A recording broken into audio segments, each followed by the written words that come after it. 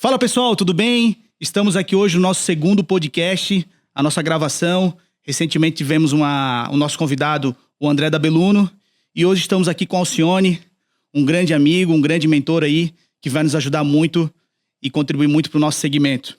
Queria agradecer você que está nos assistindo, que está nos acompanhando hoje, que está na academia, está no carro, está na fila, está no Spotify, no YouTube, e que está nos aqui nos acompanhando nesse material que vai trazer grande valor e vai ajudar muito no negócio. Não esquece de curtir a gente, seguir, dar um engajamento aí para a página, que isso vai nos ajudar bastante a entregar aí para novos empresários aí do segmento. Queria explicar um pouquinho sobre esse podcast, porque ele é recente. É o podcast do Sim, tá aqui na nossa logo da caneca. É um podcast do Sindicato da Indústria do Mobiliário da Grande Florianópolis. Esse sindicato, ele é representado, como eu falei anteriormente, para os municípios da Grande Floripa, no segmento de móveis, marmoraria, cortinado, ou seja, tudo que envolve decorar uma casa faz parte do nosso sindicato. E a gente está com o início desse trabalho e espero que dê bons resultados e bons frutos. Me apresentar um pouquinho, eu sou Bruno Pauli, presidente do sindicato, estou como presidente há 2 anos. Também sou CEO do Grupo 4B, que é uma empresa de móveis planejados, na qual o Alcione nos acompanha lá também. E a gente faz um trabalho lá de móveis planejados, a gente terceiriza algumas produções também e atende lojistas e marceneiros da região. Então, vou apresentar mais formalmente o nosso convidado aqui, Alcione, um grande amigo, um grande parceiro. Ele que é sócio proprietário, sócio não, né? Eu acho que é o único sócio proprietário da Neopoint, esposo da Carol.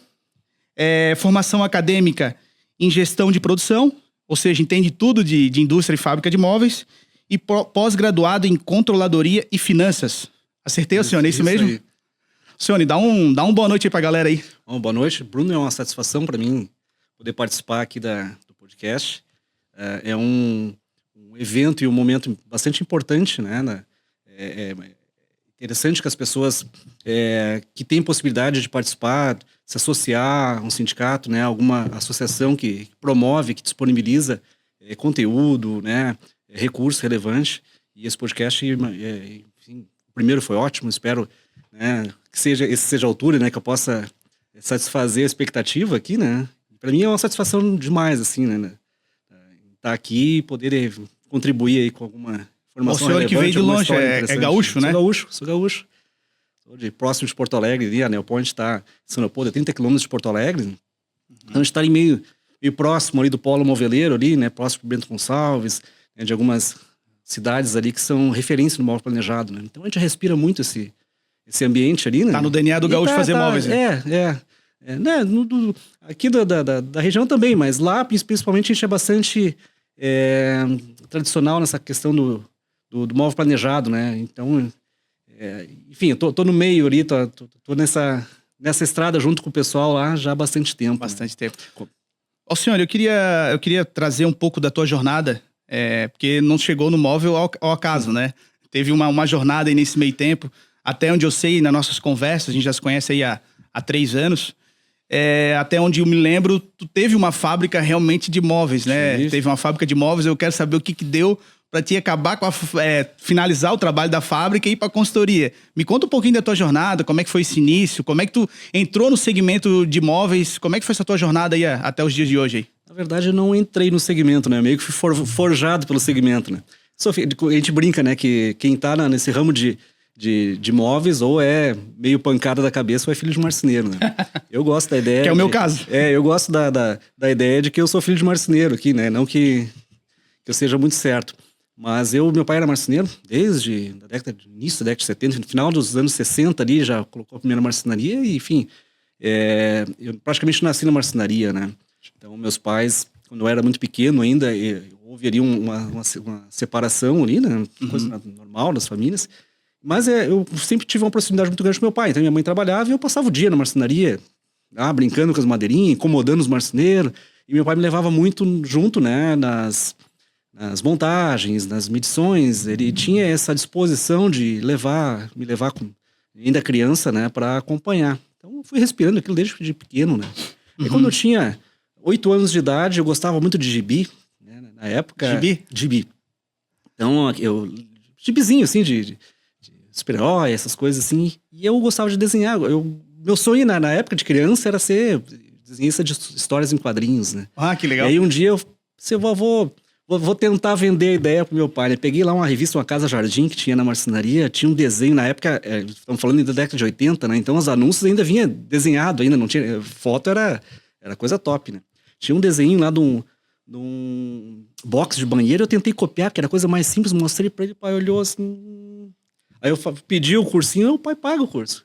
Se for desenho de móveis. Ah, é? Porque na época tinha que ter alguém para desenhar na mão os móveis. Fazia na época na mão, senão né? não vendia, não existia computador, essa coisa que a gente tem hoje de 3D, isso não existia. Tinha que ter um arquiteto, tinha que ter alguém que... Senão dificultava a venda, né? E aí entrei um curso de desenho de móveis, comecei a estudar desenho com 8 anos de idade.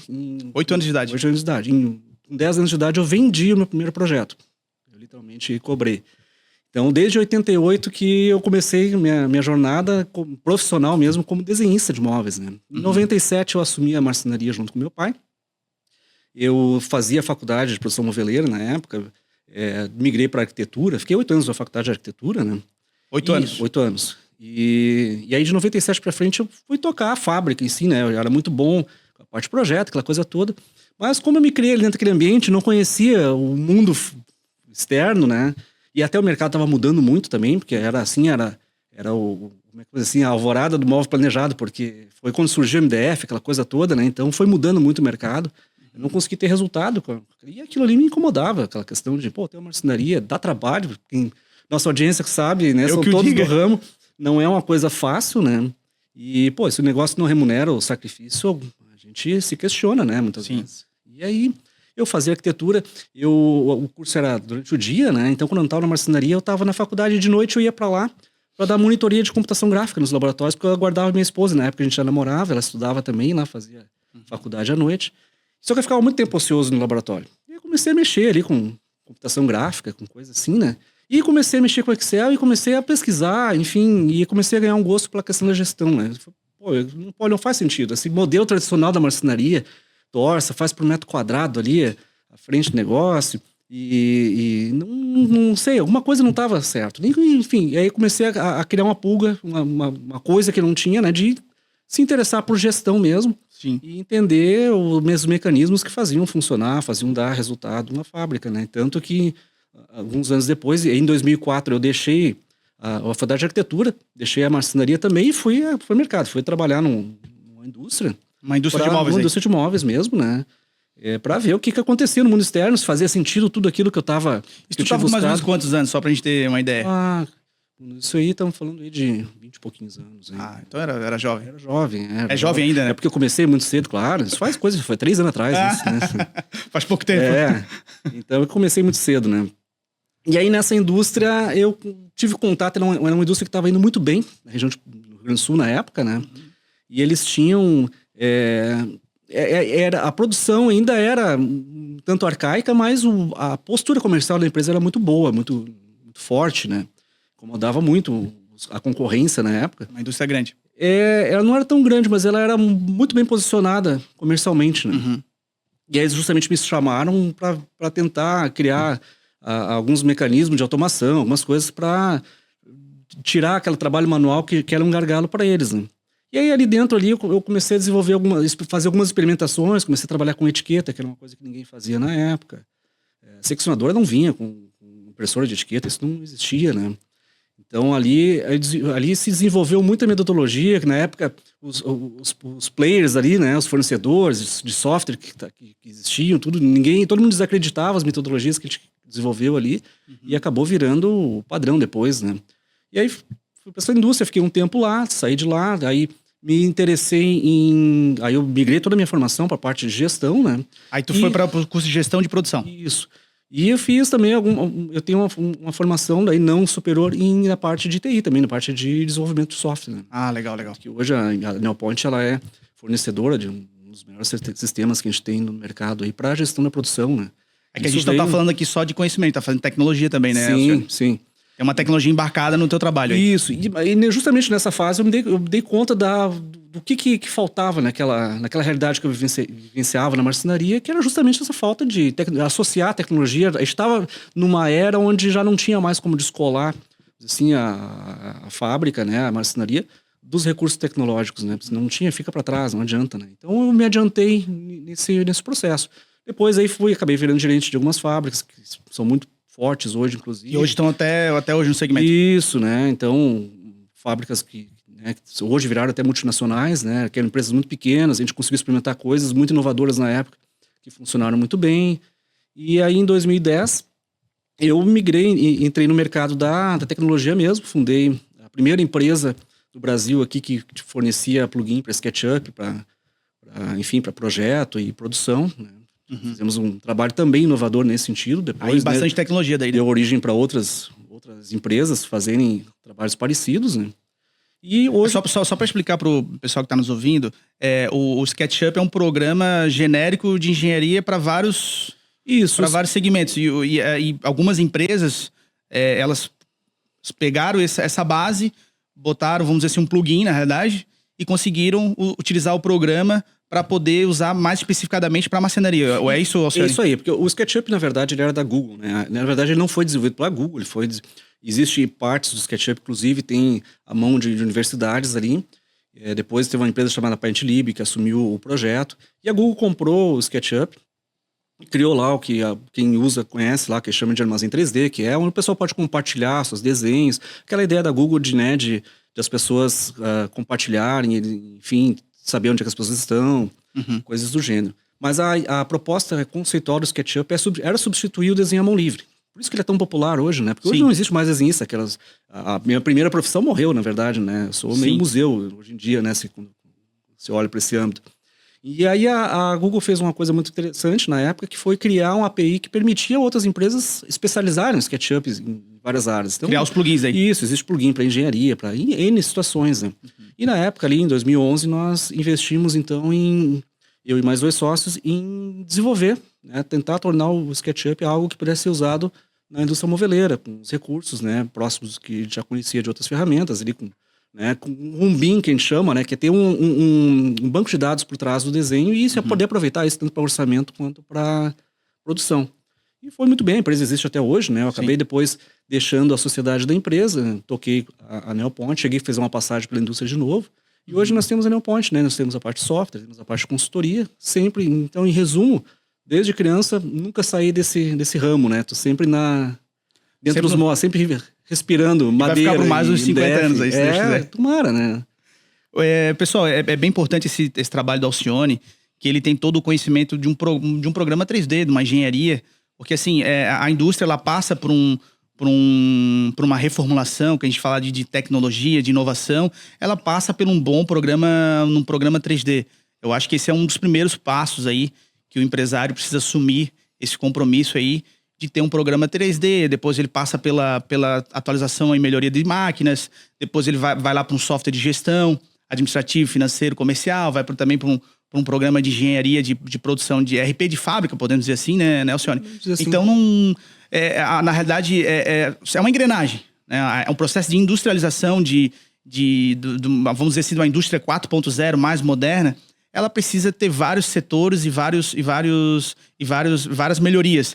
Eu sempre cito, a gente tem uma frase lá no sindicato, né, que essa é a importância do sindicato, tá conectado com outros empresários, e agora a gente está conectado aqui através do podcast também, quem está nos ouvindo, e a gente percebe que a máquina é um detalhe, né? Só, às vezes, o financiamento, vai lá, pega no banco, é um detalhe. Agora, fazer isso tudo funcionar realmente precisa de um bom programa, né, Alcione? E só o programa também não resolve, né? A gente tem um sistema. Né? Então, quando a gente pensa... Uma das nossas especialidades, inclusive, é justamente esse processo, né? Essa transformação de marcenaria para a indústria, e dar escala, né? Principalmente para quem trabalha com móvel sob medida, móvel planejado. A gente tem essa experiência, essa bagagem toda, né, que eu comentei agora, nos permitiu acumular conhecimento sistêmico para entender aonde as coisas se conectam, né? Onde é que o layout faz diferença, que faz sentido para a empresa, né? Software de projeto, né? E orçamento, software de gestão, máquina, pessoas, metodologia de produção. Isso tudo, se não tiver bem encaixado, não adianta. Posso ter o melhor software, pode ser a melhor máquina, que eu vou ter gargalo, eu vou ter problema de escala. Então, tem que existir uma ciência por trás desse processo para garantir que o crescimento. Porque o que acontece? Às vezes a empresa está funcionando muito bem dentro daquele contexto, mas quando a gente fala em crescimento, quando eu falo em ganho de escala, os problemas estruturais que existem na fábrica, eles vão aumentar junto com o crescimento, e numa escala maior, inclusive, né? E isso tende a chegar a um ponto que ele se torna maior do que a própria empresa, e a empresa, ou ela recua, ou ela se transforma, porque não tem como a empresa sobreviver. É um processo de evolução, problemas, né? Exatamente. Então, entender exatamente como as coisas se conectam é essencial, né? Eu queria trazer para quem tá nos ouvindo aqui, porque o DNA a gente, na realidade, é a indústria, né? Porque a gente pega, vamos dizer assim, a chapa de MDF e transforma num produto final. Isso é o DNA da indústria, é esse formato. Mas para a gente entender aqui um pouco mais, como é que a gente configura? Eu sou uma marcenaria e eu sou uma indústria.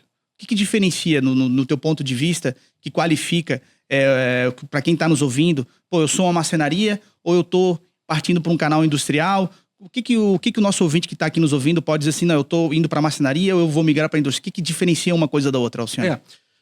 Eu costumo fazer essa distinção, né, quando eu explico alguns conceitos, né, algumas teorias, mas não é com o sentido de depreciar a marcenaria ou o marceneiro, não é isso. Como eu tive essa bagagem, eu tive marcenaria, eu sei como é que é, eu vim lá da época que se trabalhava com madeira compensado ainda. Tem algumas coisas que a gente vivenciava na época e a gente ainda vê nas fábricas hoje em dia, né? E é isso aí que, assim, diferencia um pouco, assim, dá uma atmosfera diferente quando a gente entra e sabe, isso aqui está se tornando indústria, já é uma indústria. E não é o tamanho, não é as máquinas, não é o porte, é uma questão mais de mindset mesmo, de postura. O segredo, vamos dizer assim, da escala, no móvel sob medida, no móvel planejado, que hoje, basicamente, a gente está focando aqui no móvel customizado, seja planejado, com mais ou menos padronização, né? Eu sou medida. 100% editável, porque a gente tem lá o seriado, tem outros segmentos, né? Que são, enfim, dá para desenvolver um pouquinho diferente essa explicação. Mas, quando a gente compara uma marcenaria com a outra marcenaria, que já está num estágio de industrialização mais avançado, isso tem a ver com a informação, com a maneira como essa empresa trata a informação. O que acontece? Uma marcenaria tradicional, eu levo o projeto para o chão de fábrica, eu levo aquilo que o cliente comprou lá para as pessoas que estão envolvidas, né, para o chão de fábrica. Então tem muita decisão envolvida ali na história, ao longo do processo. Então o marceneiro, aquele profissional que está ali com um desenho do projeto, ali ele vai tomar várias decisões de como é a melhor maneira de fazer alguma coisa, enfim, em vários sentidos. E isso aí pode gerar erro, pode gerar atraso, pode gerar discrepância, porque um pouquinho, tu imagina, tem um cliente que viu lá num Pinterest, numa revista, um determinado móvel lá num conhecido, ele chega pro Bruno e diz, Bruno, eu gostei disso aqui, Bruno, projeta sei lá, uma cozinha para mim nesse estilo. O Bruno interpretou o que aquele cliente já tinha interpretado o que ele viu lá na foto, ou viu lá no amigo dele. Beleza, aí se acertou. Então aí já tem uma chance, né, de o cliente depois entender errado e chegar a alguma coisa diferente lá. Mas a gente, claro, tem recursos para isso, tem 3D, tem render, tem um monte de coisa para minimizar esse problema. Mas isso vai para a fábrica. Aí vai para um marceneiro que vai olhar e ele vai fazer uma outra interpretação daquilo ali, baseado no histórico dele, do que ele acha mais fácil, que funcionou num outro cliente, coisa assim. E ele vai dar o talento dele na história. Ele vai imprimir o trabalho dele no móvel, né? A chance desse negócio chegar no cliente e ser totalmente diferente da expectativa do cliente é muito grande. E sem contar todo, né, o trabalho manual que teve ali naquela história ali, de tomada de decisão que toma tempo. No processo de industrialização, não. No móvel planejado, as decisões todas estão tomadas antes de produzir, de cortar a primeira peça. Então, eu tenho um projeto, um ambiente 3D, que foi justamente desenvolvido para minimizar essa margem de erro e automatizar o processo de orçamento e tudo mais. Esse 3D ele tem que corresponder exatamente àquilo que chegou lá. Então, numa indústria, o processo da venda e o processo de implantação no pedido, ele já tem que prever que, no momento que o pedido entrou na fábrica, não tem mais decisão para tomar. Dali para frente eu tenho processo, eu tenho que cortar, eu tenho que laminar, eu tenho que furar, eu tenho que pré-montar alguma coisa, eu tenho metodologia de produção, eu tenho sistemas de montagem, eu tenho, né, e não existe mais, o elemento do projeto, ele para de existir na indústria. Então, se a gente entra dentro de uma marcenaria mais industrializada, Sim. a gente não vê o projeto lá dentro. A gente vê, tem informação de etiqueta, tem algum relatório, alguma coisa assim, mas não tem ninguém olhando um projeto tentando entender de onde que é essa peça. Isso não existe. Onde é que vai encaixar isso? Então, por isso veio o nome móvel planejado, né? No móvel planejado, todas as decisões já foram tomadas antes, já foi planejada antes. Então, quando eu vou fabricar, eu vou fabricar o produto, as partes, os componentes, os elementos que vão compor depois aquele projeto que o projetista vendeu. Sim. Então, o projeto ele é um produto da loja, não da fábrica nesse contexto. E aí, onde é que entra o benefício dessa história aí? O ganho de escala. Sim. Porque se eu não tenho decisão humana envolvida no processo, eu tenho mais garantia de qualidade, eu consigo mensurar meu trabalho de uma forma muito melhor, eu tenho menos necessidade de mão de obra altamente especializada. Sim. Que aí eu embarco nos softwares, né, nos mecanismos, esse conhecimento de marcenaria que antes eu dependia de uma ou de outra pessoa, que nem sempre estavam disponíveis. E aí começa, vamos dizer assim, a se criar uma indústria. Sim. Aí aqueles começa problemas, o processo de industrialização. Exatamente, aqueles problemas estruturais, eles deixam de existir. Sim.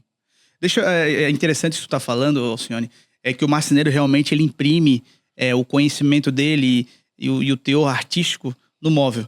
E aconteceu uma vez com a gente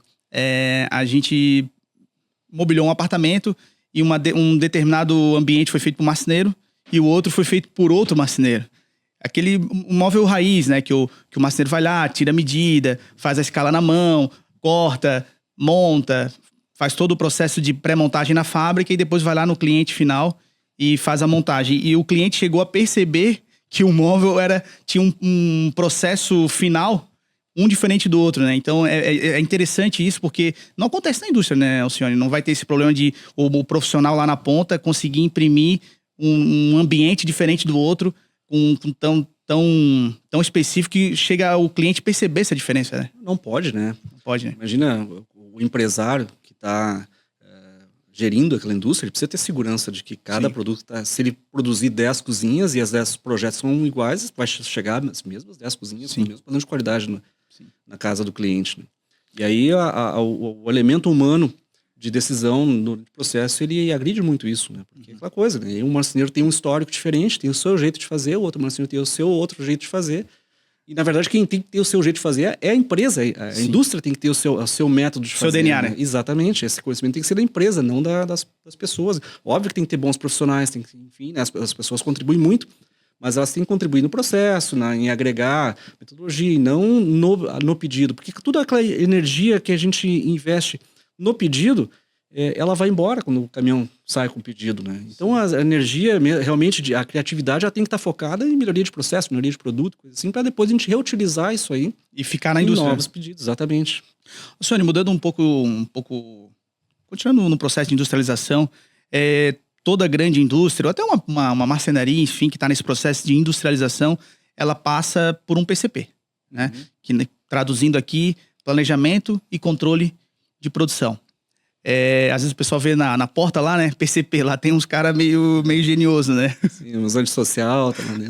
Os caras meio faca na caveira. E eu queria te trazer para a nossa audiência que está nos ouvindo aqui, qual a importância do PCP? Qual realmente o trabalho do PCP? Porque às vezes o empresário aí, o marceneiro, a marcenaria, enfim, que está nesse processo de industrialização, às vezes fica meio perdido, né? Porque é uma sigla que às vezes não sabe muitas vezes até o significado. Qual é a essência do PCP? O que precisa ter um PCP para entregar realmente uma produção para o chão de fábrica? Surge muito essa dúvida, até porque muita metodologia acadêmica que se aplica em outras áreas, metalmecânica, grandes indústrias, é difícil às vezes de adaptar ou de visualizar aquilo dentro do contexto do móvel sob medida, do móvel planejado, na indústria moveleira. A gente tem um modelo de produção muito específico, né, no nosso setor. Então, a forma como o PCP trabalha numa fábrica de móveis difere da forma como o PCP trabalha numa fábrica de cereados ou de algum outro produto, né, que é outra metodologia de planejamento. Mas, a grosso modo, o PCP ele faz justamente isso, ele faz um planejamento da produção, ele é responsável por garantir justamente isso, que todo o planejamento do que tem que acontecer na produção, ele seja feito antes. Né? Então, o PCP, eu posso dividir ele em algumas macroetapas, assim, macroatividades, vamos dizer assim, né? A primeira delas é alimentar a produção com informação. Gerar, a gente falou de software aqui, o software ele calcula, ele faz, mas mesmo assim tem que ter uma interação humana para imprimir alguma lista, imprimir uma etiqueta, exportar um arquivo para uma máquina, para um plano de corte, um arquivo de furação. Isso as pessoas, alguém tem que fazer isso. E não dá para o operador que está lá na máquina furando, sair da máquina, ele programar ou ele ir atrás. Alguém tem que fazer isso por ele, porque senão ele não é produtivo. Né? Então eu digo que eu chamo isso de documentação, né? Que é os desenhos técnicos, os elementos ali de informação que a produção precisa para trabalhar. Então essa é uma das funções do PCP no nosso contexto. Sim. Alimentar a produção com informação, porque de forma que a produção não precise parar né, em algum momento. Para tomar alguma decisão aí também. Tomar uma decisão ou ir correr atrás de alguma informação. Né? Uma outra função no PCP é justamente planejar os recursos. Né? Pô, tô entrando pedido. Eu tenho material para fazer isso aí. O que eu tenho que comprar? O que eu tenho em estoque? Para quando tem que estar com esse material aqui? Porque o PCP é o que sabe quando vai acontecer a produção, o start da produção. Os prazos de entrega, né? Exatamente. Então, essa parte de planejamento de materiais também é função do PCP, ficar ligado em relação a isso aí. Né? Sim. E também a questão do controle. É o PCP que controla o prazo, que determina ou deveria determinar, né, os tempos, a sequência da produção, o que faz primeiro, esse tipo de gerenciamento. Sim. Então, o PCP assim, é o coração numa fábrica. Coração e o cérebro aí. É ele que comanda, não é... Na marcenaria é o contrário. Na marcenaria tu tem um marceneiro que está, como eu falei ali, brincando ali, usando o talento dele e administrando, né? E cada marceneiro vai ter o seu perfil de administrar o seu tempo, administrar a sua produção. Na indústria não, tu tem um PCP, tu tem uma equipe, uma pessoa que vai ter ferramentas, vai ter software, vai ter treinamento, vai ter metodologia que vai fazer isso pela produção, para de forma que a produção possa andar, vamos dizer assim, da maneira mais fluida possível, né? E com o mínimo de surpresas. Isso que tu falou realmente é fantástico. Veio um exemplo aqui na cabeça, quando chega naquele período de final do ano que a gente quer vender e não consegue produzir, eu peço pro time comercial, vai lá e fala com o cara do PCP, ver se ele consegue encaixar no meio da produção lá um móvel, né? Porque é ele que tem recursos para ver isso. Ele tem as informações, né? É ele que sabe... As pessoas estão envolvidas ali na atividade, elas estão comprometidas emocionalmente com aquilo que elas estão fazendo no momento. E é difícil, vai perguntar para um operador lá, a primeira coisa que ele vai dizer, se ele tiver abaixo de mau tempo ali, ele vai tentar esticar o tempo dele, ou ele não vai saber, porque, enfim... Né? O PCP não, o PCP tem a obrigação de ter esse tipo de informação. A gente que tem nós temos um software de PCP, que é o Speed, né, que ele é bastante completo nesse sentido, que dá bastante ferramentas, né, justamente para isso. Bom, eu tive um pico de produção, eu tenho que saber com antecedência, porque se eu tenho que adiantar compra, se eu tenho que avisar algum cliente, se eu tenho que programar, porque a gente tem que produzir ao menor custo possível. Sim. Então, todas essas variações de demanda, a gente tem que, quanto mais a gente demora para administrar elas, mais custo a gente vai ter. E às vezes, se a gente não controla o tempo de produção, se a gente não controla os prazos com antecedência, depois que chegou na sexta-feira o caminhão tá para sair, já é tarde, já não tem mais como recuperar. Eu tenho que saber na segunda-feira que eu tenho que já ganhar um pouquinho de tempo todo dia. E isso é o PCP que faz, o PCP que tem que ter essas respostas. Né? Realmente o PCP ele faz um trabalho fundamental, não só na indústria moveleira, mas toda a indústria tem que ter a figura do PCP, tá no DNA da indústria. Falando um pouco de indústria, a gente tem discutido muito, principalmente na Fiesc, na qual a gente faz parte lá, como presidente do sindicato, eu tenho a oportunidade de estar lá na Fiesc, pelo menos uma vez por mês aí nas reuniões.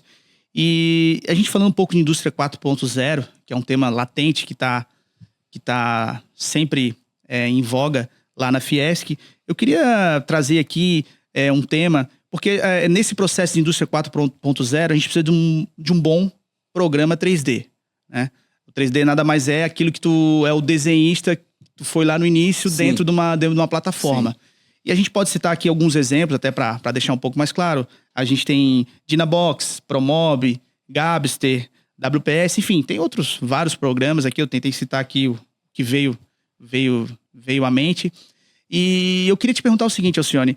O cara que está nesse processo de decisão agora, o nosso ouvinte aí que está nos acompanhando, que está agora nesse processo de decisão, vou comprar meu projeto, o meu programa 3D. Como é que ele faz essa escolha? Como é que ele vai ser racional? Como é que ele vai ser mais assertivo na escolha desse programa?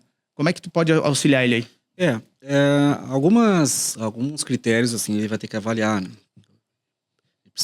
Por exemplo, perfil do usuário que vai usar o programa, qual é que é a dor dele, o que ele quer resolver com esse programa, né? Se é uma pessoa que eu tenho um problema com o orçamento, talvez vai ter determinada ferramenta que vai ser mais intuitiva para alguém que está começando, para a questão de configuração, porque não é só eu comprar e o programa faz por mim, eu tenho que saber alimentar, manter, atualizar preço nele, eu tenho que, enfim, daqui a pouquinho eu sou uma pessoa que não tem habilidade com programa, com computador, eu vou adquirir, mas eu não tenho uma pessoa do meu lado, alguém na minha equipe que sabe, eu tenho que considerar, eu tenho que achar aquilo que é mais intuitivo possível, ou aquilo que eu posso, talvez até, que a empresa que está me fornecendo possa me oferecer esse serviço. Também tem o poder de investimento também, né? Claro, com certeza. Esses programas, eles têm uma faixa etária de preço diferente aí, né?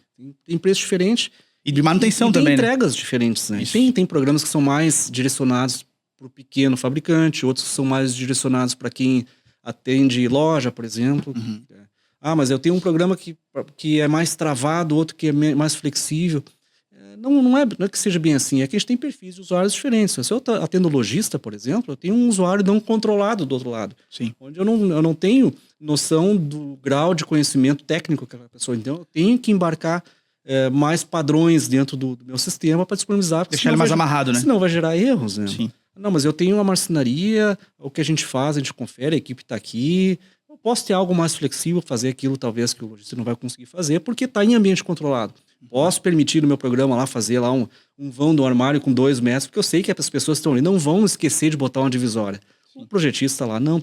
Então a gente precisa avaliar isso aí, né? Bom, se eu tenho uma marcenaria, não adianta eu querer pensar como uma grande indústria que atende lojista, porque a ferramenta que eles estão usando talvez não seja a mais adequada, ou pelo menos vou avaliar a versão daquela ferramenta para que seja uma versão que se adeque para o marceneiro, para aquele pequeno negócio que atende cliente final, que é o projeto sou eu mesmo que faço.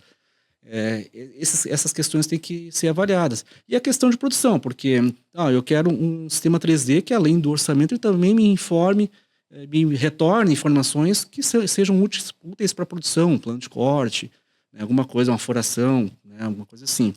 Então, daqui a pouquinho eu não tenho máquina CNC para fazer furação, não faz sentido eu investir em uma ferramenta que me forneça, ou num plano daquela ferramenta que me ofereça aquilo, vamos dizer assim, recurso que eu não vou usar. Sim. Então tem que ser objetivo nesse sentido também. Eu tenho que comprar, tenho que adquirir aquilo que eu vou conseguir assimilar e aquilo que eu vou conseguir usar e fazer aquilo, retornar o investimento que foi feito.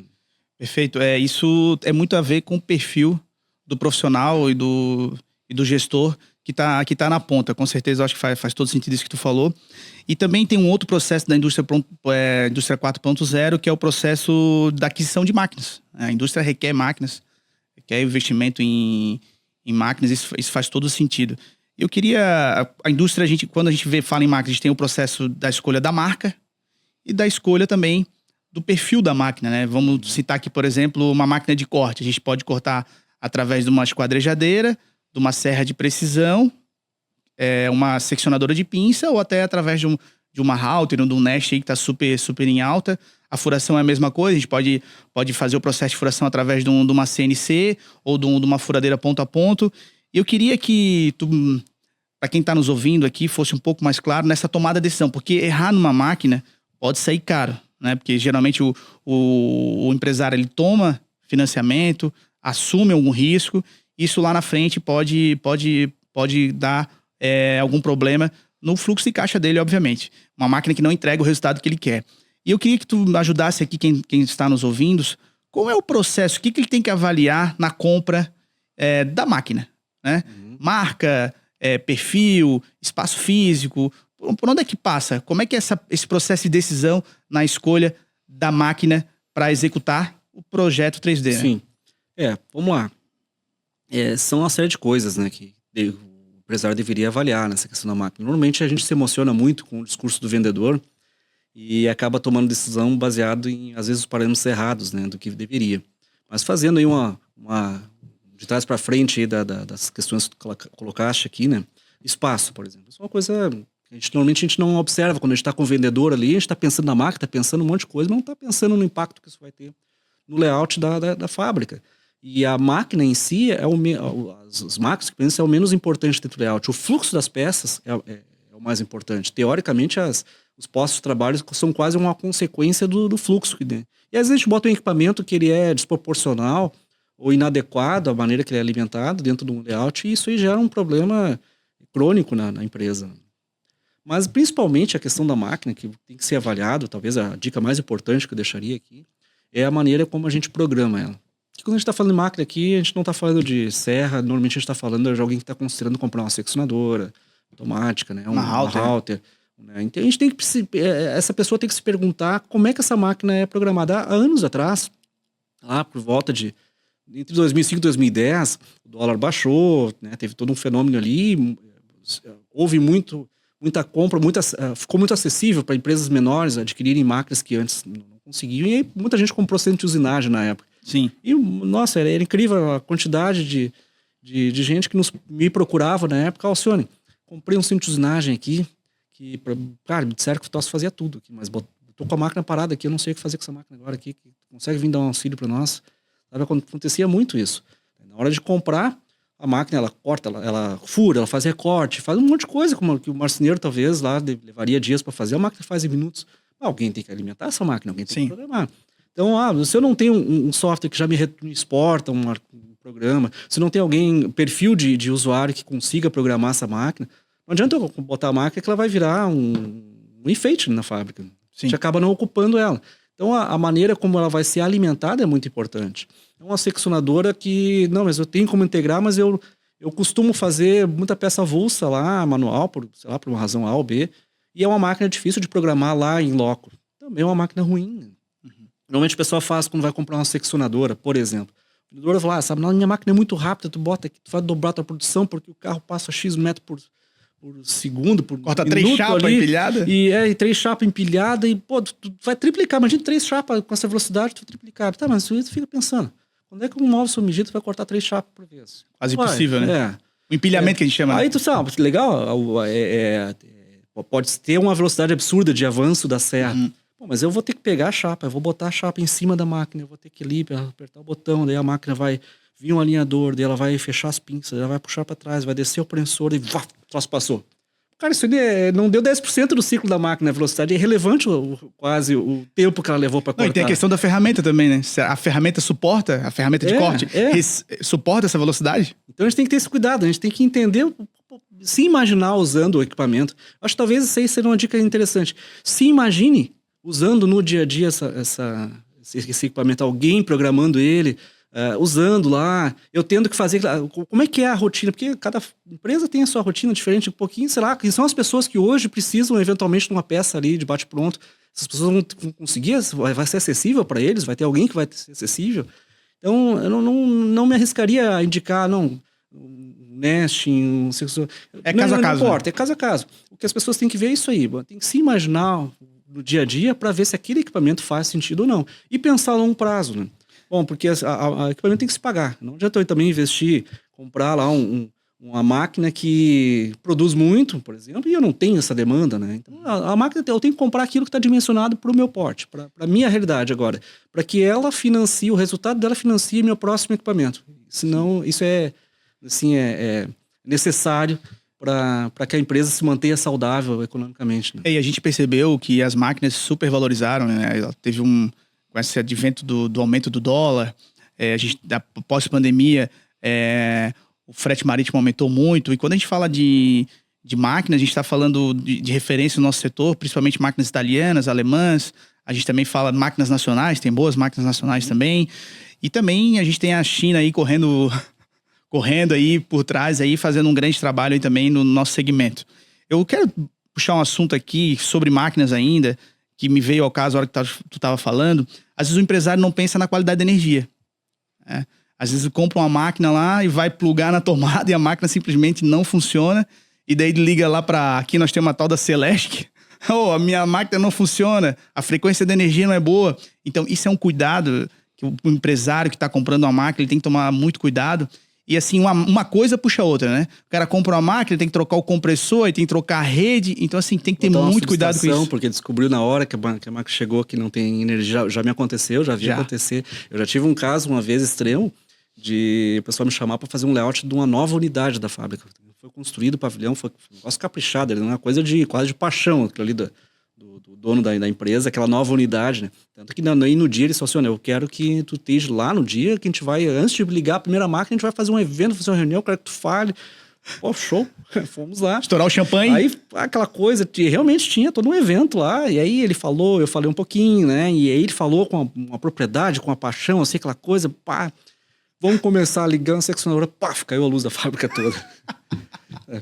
Pô, aquele homem, então, ele andava, aí o desgosto dele, assim, pô, aquilo... Aí fica às vezes até falando, a máquina não presta, não serve por algum motivo, né? E aí a decepção dele foi muito grande, né? Mas o que é isso? É uma falta de planejamento, uma falta de observar algumas coisas importantes, né? Como essa questão da energia.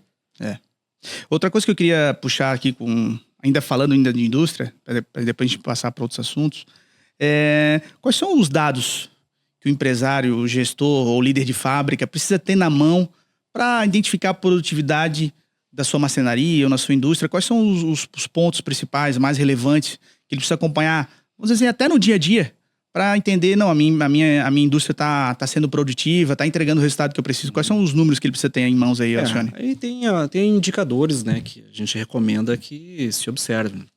Talvez de uma forma mais simplista, acho que a primeira coisa que o gerente de produção, a pessoa responsável precisa ficar atenta é justamente o ritmo. A gente diz, né, que uma fábrica produtiva ela não precisa ser rápida, ela tem que ter ritmo.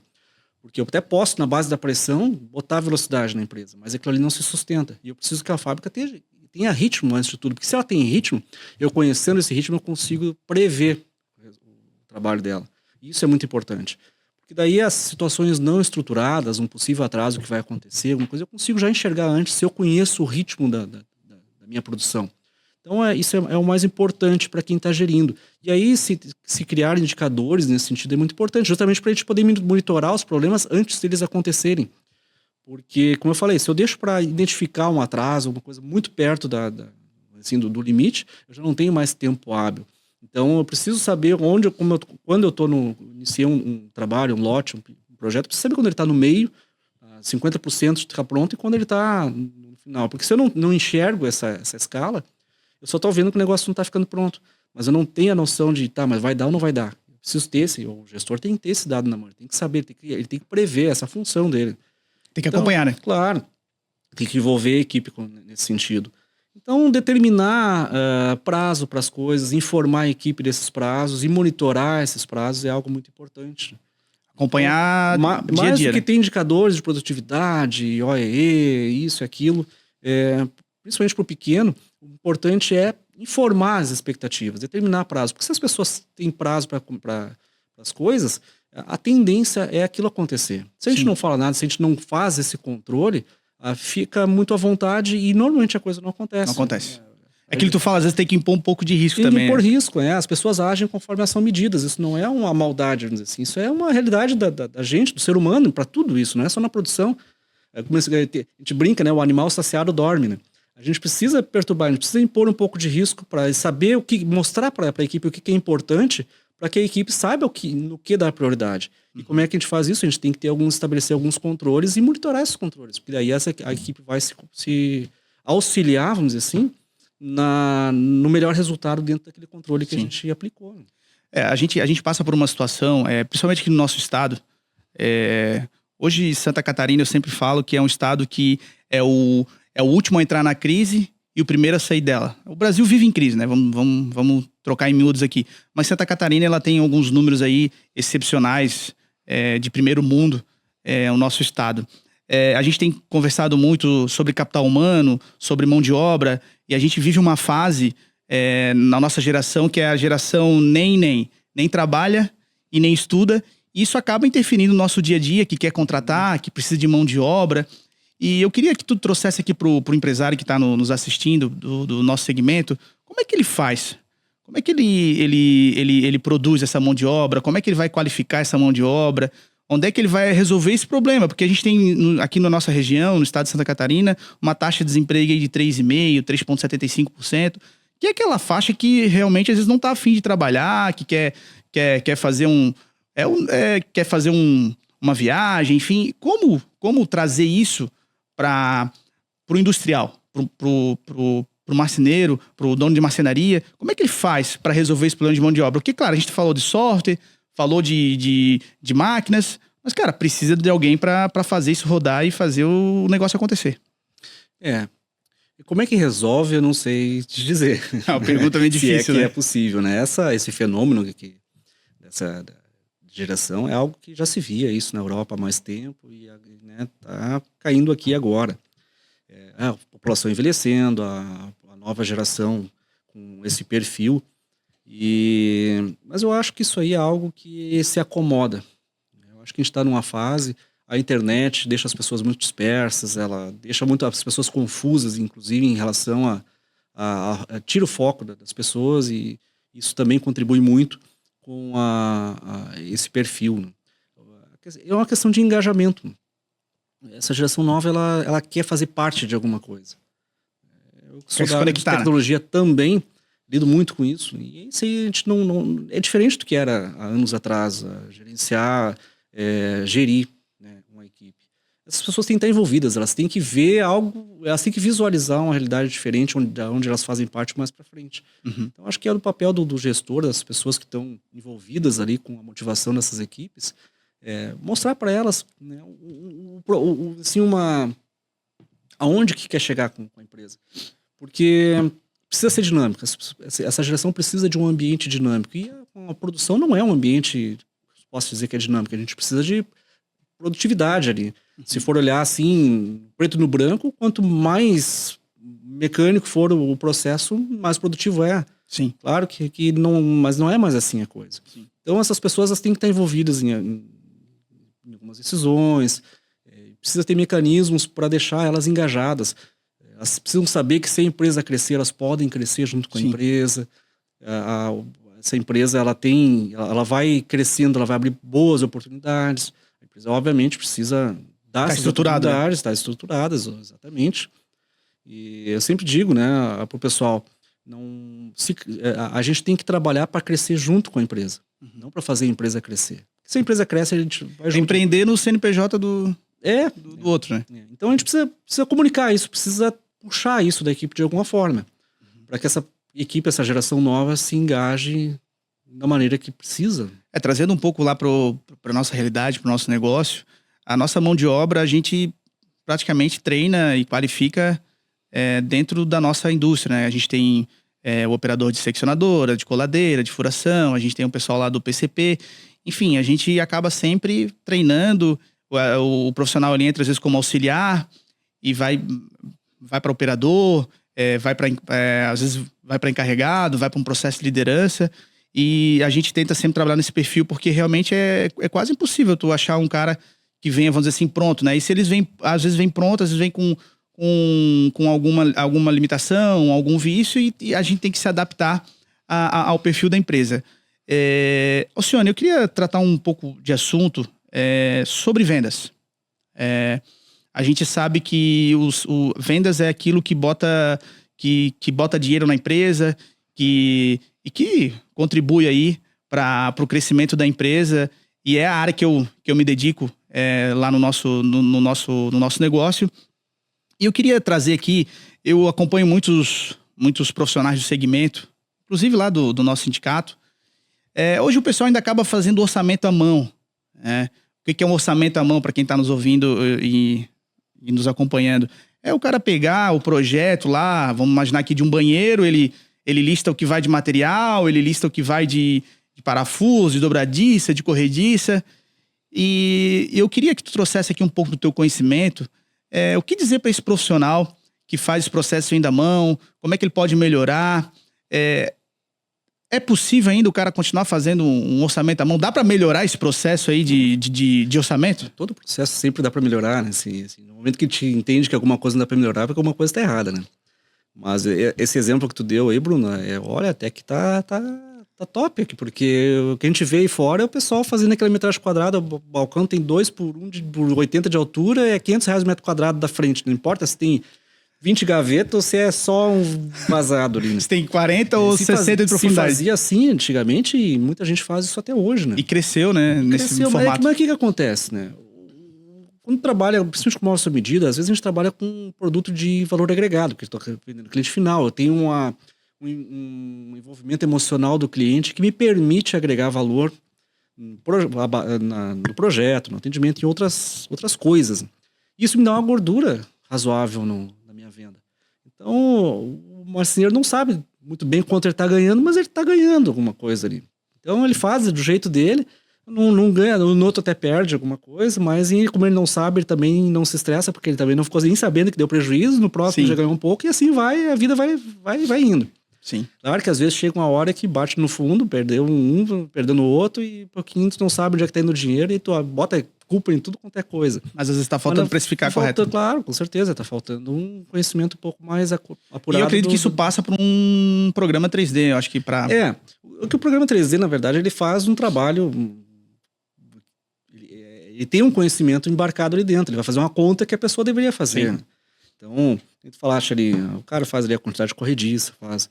Pouca gente realmente faz isso na ponta do lápis, quem faz a mão certinho, porque dá trabalho fazer. Dá trabalho.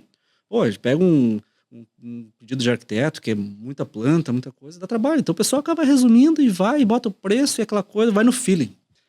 E bota um preço, isso aqui eu já sei, eu olho aquilo ali, isso aqui vai dar X mil reais aqui, e tu pergunta pro cara assim, não, e pode ter certeza que vai dar, e o cara bate o pé contigo. O cara já dá orçamento na hora. Ele mesmo já criou um mecanismo de defesa dele ali para que pode aceitar, dar certo também.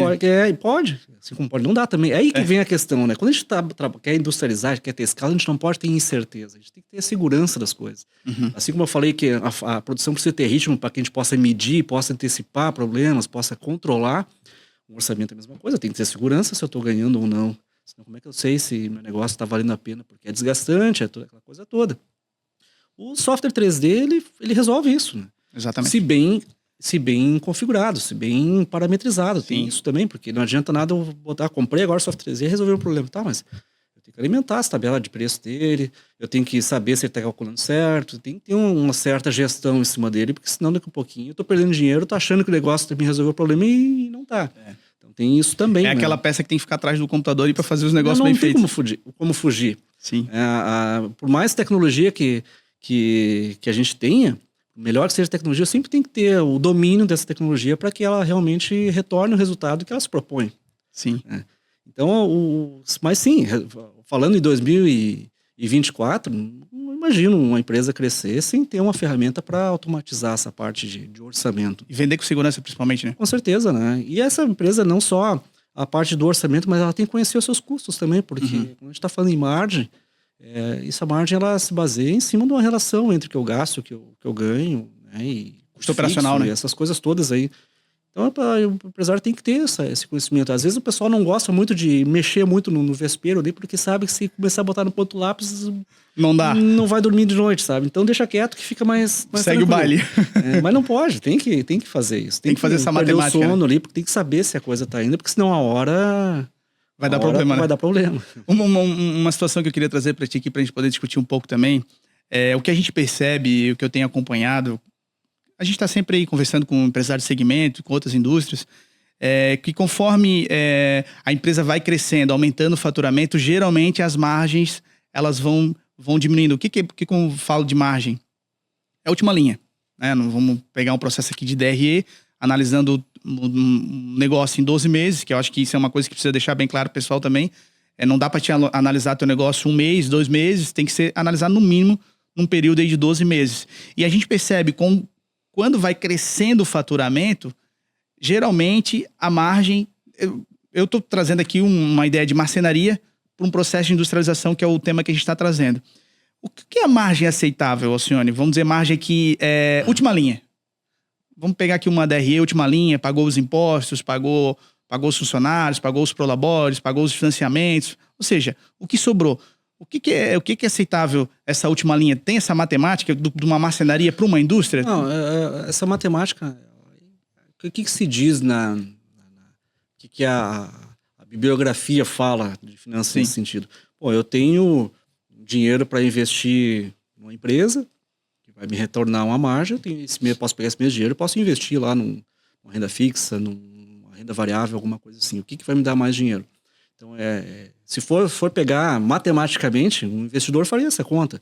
Bom, a gente vê aí, às vezes, indústrias grandes que abrem alguma unidade e logo fecham. O investidor lá talvez nunca entrou dentro daquela fábrica, mas ele olhou lá o TRE, viu que não estava dando a margem que ele queria. Por quê? Porque ele sabe que se ele pegar aquele capital e investir em outra coisa, ele vai ganhar mais. Mas isso é uma questão bastante técnica, não se aplica muito bem assim para aquele empresário que tem uma certa ligação emocional com o seu negócio, né, vamos dizer assim.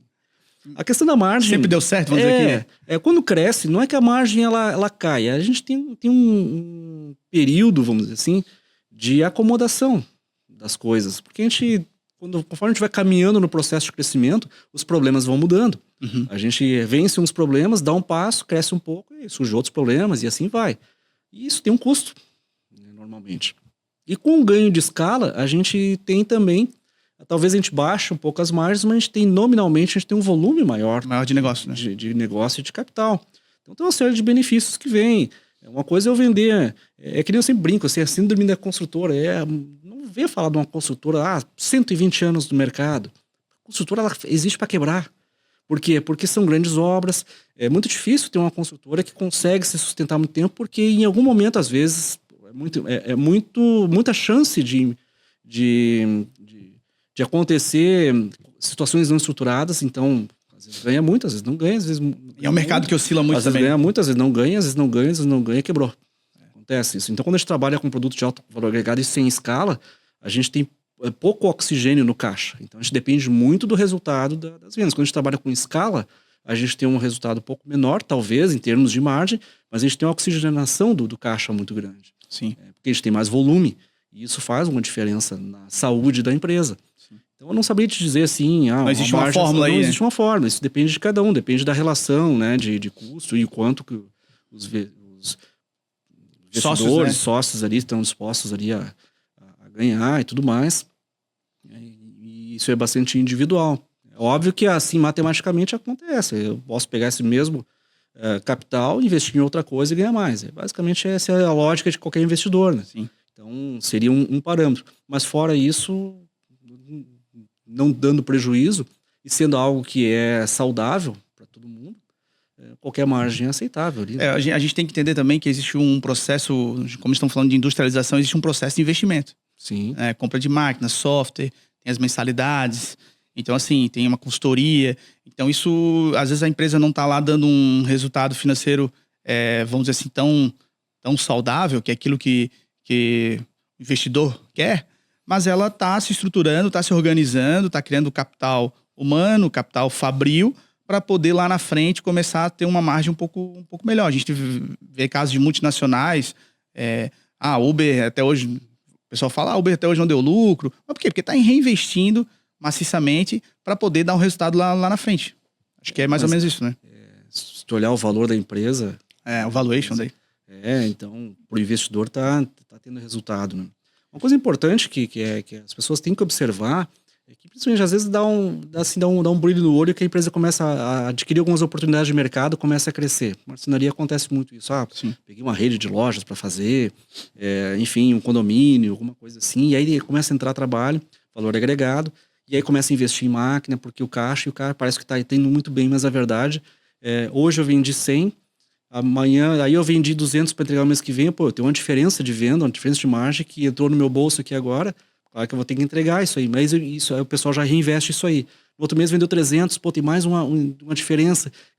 Aí acha que isso é a margem, e leva um pouquinho a coisa se estabiliza ali no 1.000, e aí não vem mais aquela diferença no mês seguinte e começa a fazer falta no caixa aquela diferença, e aí a empresa não sabe como administrar o seu fluxo de caixa. Então isso é uma coisa que tem que cuidar muito, né? Então olhar a margem de uma maneira confiável, que saiba realmente que aquilo ali é uma margem real, é muito importante para não ter esse tipo de ilusão, né?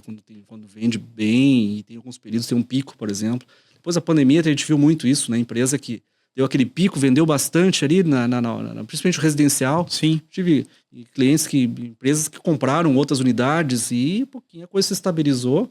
Voltou ao novo normal, né? Voltou ao normal e faz o que com aquela estrutura depois, né?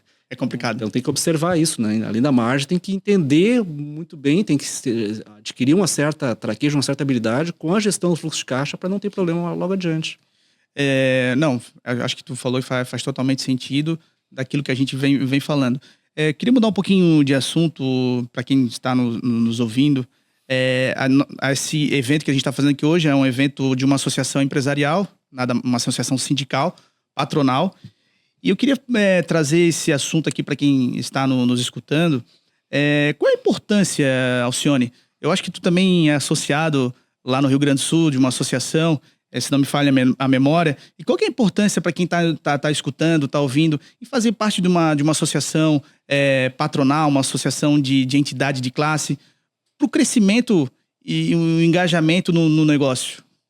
Eu acho total importância, né? Porque sozinho, a empresa que está sozinha, como o próprio termo diz, ela está sozinha no mercado, né? Precisa estar engajada num grupo, enfim, num meio que possa prover, possa defender ela, vamos dizer assim, em alguns momentos, que possa prover informação relevante, prover recurso, oportunidades, network, esse tipo de coisa. É essencial principalmente para quem quer crescer, para quem realmente tem a sua empresa e quer tornar ela algo sustentável, algo forte, né, a longo prazo. Tem outros empresários como referência também, né? Com certeza, né? O nosso podcast aqui é um bom exemplo disso, né? Então, lá no Sul, na Neopoint, nós somos associados da Movergs, então... Que é uma grande entidade, né? Então, eventualmente a gente está participando de eventos com eles, e isso nos dá a oportunidade de conhecer parceiros, fornecedores. A gente conta com eles com algumas coisas também, quando precisa, com algumas assessorias. Próprio conteúdo, né? A semana mesmo estava lendo o relatório setorial do segmento, que no caso os dados do Sul lá já não valem mais nada, porque a gente acabou de ter uma tragédia lá, então estou aguardando agora o próximo relatório deles para me inteirar quais são as projeções, e não são a opinião de um ou de outro, é uma entidade forte de classe, que está, né? Que fazendo, tem economistas, que tem, exatamente, né? Que tem profissionais, que tem histórico, que tem casca, vamos dizer assim, para realmente tem propriedade naquilo que está entregando. Sim. Então, eu acho fundamental a importância, quem tem condições, né? Que é a possibilidade de se associar, de participar, forte, principalmente né? Participar, né? Não é só pagar mensalidade. Claro, né? Claro que não, né? Participar realmente do ambiente, porque esse ambiente é muito saudável para a empresa. Traz bons resultados. Exatamente. A gente está aí nos finalmente, né? Estamos quase... Passamos já de 1 hora de podcast. Eu queria que tu desse aí um conselho, Alcione, pela tua experiência aí de muitos anos no segmento, consultoria, de desenvolvimento de projeto, de programa 3D que tu passou na tua jornada. Qual o conselho que tu daria para aquele profissional, aquele marceneiro, quem já está no segmento? Vamos dizer assim, o cara já está no segmento, já está 5, 4, está no início da jornada. Qual é o conselho que tu daria pro profissional que já está vamos dizer assim, no meio da jornada, para ele melhorar o dia a dia dele? Porque a gente sabe que o dia a dia do profissional da marcenaria não é fácil. Ele tem dificuldade com mão de obra, tudo editável, 100% sob medida. Qual é a dica que tu daria aí? Pode ser mais de uma também, para melhorar o dia a dia e o cara ter uma vida mais tranquila lá na ponta. Recurso tem obviamente que a gente tem que encaixar, né, as peças para a coisa funcionar. Talvez o mais importante, a dica mais valiosa que eu daria, é aquela coisa de se enxergar a médio prazo. Realmente saber para não ficar só conforme o vento, mas entender onde é que quer chegar, porque quando nós damos consultoria lá na Neopoint, a gente nunca faz um trabalho de curto prazo, um trabalho voltado para a realidade da empresa. A gente sempre tenta entender qual é a expectativa do gestor, do empreendedor, e projeta uma fábrica, uma produção, enfim, um negócio para 2 anos para frente, para 3 anos para frente. Porque talvez a parte daquele planejamento ele não faça sentido agora, mas ele vai ser necessário que a gente enxergue aquilo para chegar lá. Então, aquele empresário que tá no caminho, vamos dizer assim, ele precisa ter referências. Se ele não tem oportunidade de visitar outras fábricas, aí entra de novo a questão aí de participar aí de network, essas Sim. coisas. Isso é muito importante, porque aí ele vai conseguir enxergar, ver como é que é. Pô, se eu quero ter, assim, uma qualidade de vida melhor, pô, eu tô vendo pessoas com qualidade de vida melhor que a minha ali, e aquilo ali é uma referência, como é que foi o caminho delas. Então eu preciso projetar a minha empresa, né, para frente.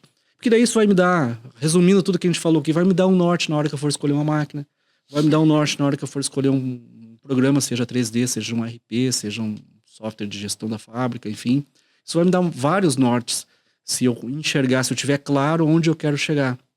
E até por uma questão de foco, né? A pessoa, sabendo onde ela quer chegar, ela investe muito mais gana, muito mais paixão naquilo. Vontade, ali, né? Exatamente, e não desanima, porque se eu olho só pro dia a dia, os problemas do dia a dia ali vão... É desanimador, né? Tem dia que não é fácil, né? Agora, se eu tô olhando sempre pra frente, eu tô levando porrada aqui, mas eu tô olhando pra frente lá, Tem um norte, né? tu tá levando porrada, mas tá caminhando, sabe? E aí, um pouquinho, quando tu viu, tu chegou lá. Sim. Pessoal, vamos para a parte final aí do nosso podcast. Queria agradecer novamente aí a produção que está nos acompanhando, o pessoal que está nos ouvindo aí, que ficou até o final. A gente está aí com mais de 1 hora de conteúdo. E eu queria deixar aí o recado final, Alcione. Quem quiser conhecer um pouco mais do teu trabalho, como é que te acha, nas redes sociais. Queria que tu deixasse esse recado final aí para o pessoal que está nos ouvindo. Então, a Neopoint está presente nas redes. Quem quiser mais conteúdo relevante, tem material no YouTube, tem material no Instagram, estamos no Facebook. É só procurar por Neopoint que vai nos achar lá. Então, a gente fica à disposição. Tem uma dúvida, gostaria de abordar um tema, coloca um comentário em alguma das redes que a gente vai ter gosto em produzir algum conteúdo, alguma coisa naquele sentido. Ou seja, dá para chamar lá pelo Instagram? Pode sim. A gente vai ser uma satisfação para nós aí. A gente gosta de conhecer a turma, né? E a gente está sempre à disposição de todo mundo. É isso aí então, pessoal. Obrigado para quem chegou até o final. Um recado final aqui da minha parte aqui associe-se ao sindicato, faça parte desse grupo que está engajado, que está trazendo bons resultados aí pro nosso segmento aqui na região da Grande Florianópolis.